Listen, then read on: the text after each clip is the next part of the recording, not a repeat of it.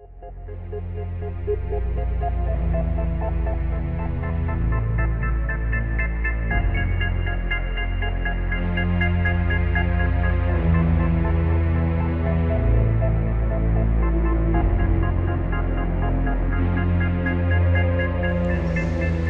folks, I'm Rob Poyton of the Innsmouth Book Club. Thanks for joining me today on my latest Innsmouth excursion. And as promised last time, I'm back down in London again. And London, as I'm sure you know, is a city well known for having lots of parks and green spaces. I grew up in the East End, and even there's lots of parks, some of them celebrated in song, such as Itchycoo Park in Manor Park. So even when we get into the city and the West End, lots of open spaces and lots of squares. I thought it'd be interesting then to have a look at a couple of squares, and I'm going to start with what may be the smallest, or is certainly one of the smallest, Red Lion Square. Red Lion Square was laid out in 1684 by Nicholas Barban, and it took its name from the Red Lion Inn that used to stand here. When it was first developed, this was a very fashionable area, but by the sort of 18th century, or by sort of 1720 or so, a lot of the money was moving west, and so this area declined, and it was eventually opened up to the public in 1885. However, we're going to rewind back a little bit from that. We're going to go back to 1660 with the Restoration and Charles II. So Charles, of course, wanted to target his revenge on those responsible for the death of his father, and he looked to the three leading parliamentarians, Oliver Cromwell, John Bradshaw and Henry Ireton. Now, inconveniently for Charles, those three had died. Of course, this was some years after the event, and the three of them had passed on. Not to be deterred, Charles ordered the exhumation of their bodies, and for those bodies to then be put on trial, and worse. So on the 29th of January 1661, the three bodies were exhumed, and they had been buried in Westminster Abbey, which obviously is a very prestigious spot to be buried. They were dug up, put onto hurdles and dragged to Tyburn. There, the three were hung on the gallows. Now, normally when you sentenced someone to a hanging, the term was to be hung by the neck until dead. In this case, of course, they're already dead. But by all accounts, the bodies were left there for most of the day. They were left there till late afternoon. At that point, the bodies were cut down, the heads were hacked off, the heads were put on spikes at Westminster Hall, and the bodies were just chucked into a pit that had been dug below the gallows. Charles had had his revenge. And since that day, there have been numerous reports from Red Lion Square of these three men seen walking deep in conversation diagonally across the square, only to fade into nothing as they reach the far side. Why they would haunt this particular spot is a little unclear. I mean, the bodies were brought here to the inn, but they certainly didn't die here. They were buried in Westminster Abbey. The indignities heaped upon them took place at Tyburn, but nonetheless, this is where the sightings have happened. That's pretty much it as far as paranormal activity goes in Red Lion Square, but there are one or two other interesting things that have gone on here as well. For example, a famous resident here was one Jonas Hanway, who was described as a fearless trendsetter who tolerated the jeers of his neighbours and his acquaintances when he was the first man to walk around the London streets brandishing an umbrella. The artist Dante Gabriel Rossetti is commemorated by a plaque here on the wall of number 17. His landlord stipulated that the models are kept under some gentlemanly restraint, as some artists sacrifice the dignity of art to the baseness of passion. To be honest, that sounds like most artists I know. There is also a statue here to a chap called Fenner Brockway that was put here in 1986. Not a name I was familiar with, but by all accounts, he was a close friend of George Orwell. He was a socialist, a humanist, anti-war campaigner, and for many years was a Labour MP. He was born in 1888, died in 1988, and he was the founder of War on Want. So that's it from Red Lion Square. As I said, I think one of the smallest in London. From here, we're going to go just down the road to the largest. So here we are in Lincoln's Inn Fields, which is the largest public square in London.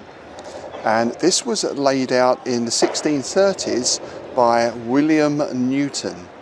And it was actually planned by the famous Inigo Jones. Originally, this was all grazing land for cattle. And a little bit like Red Lion Square, when it was first sort of set up and laid out, this was a very fashionable area.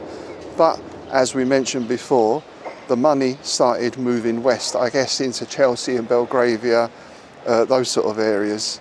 So the people who remained here were really the lawyers, particularly the rich lawyers, because of course we're very close to the Inns of Court here. And of course this area is still home to all the leading barrister chambers. Now again, like Red Lion Square, today this looks a very tranquil spot. It's reasonably quiet considering we're in the middle of London. Lots of lovely trees and shade. We've got tennis courts, people sitting around, taking their dogs for a walk, that sort of thing. But of course, this being London, when we look back, we find some extremely gruesome history. In particular here, we have some executions. The first execution revolves around something called the Babington Plot. This is where Sir Anthony Babington and his Catholic followers had sworn to depose Elizabeth I and replace her on the throne of England with Mary, Queen of Scots, who you may remember, we spoke about her execution in an earlier Innsmouth excursion. So the plot was discovered in 1586 and 14 conspirators were arrested and sentenced to be hanged, drawn and quartered over a period of 2 days. So it was going to be 7 on one day and the remainder the next. Babington was actually still conscious as he was eviscerated, and I think he was the first, so you can imagine the other 6 are watching their friend go through this indescribable torment. Elizabeth, to her credit, saw that the agonies that this man was put through, and so said that the others could just be hanged. They weren't going to bother with the disembowelment, which, you know, is a kind of mercy, I suppose. We come forward about 100 years for our next major execution, 1683, Lord William Russell, who was sentenced to be beheaded. His crime was plotting against the life of Charles II, so that ties in nicely with our earlier story at Red Lion Square. His wife, Lady Rachel Russell, pleaded with the king to reprieve her husband and spare his life, but Charles would not be moved. He actually said, "If I do not kill him, he will soon kill me."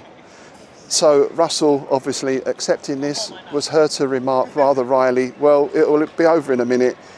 It's going to be no worse than having a toothache." However, that was not to be.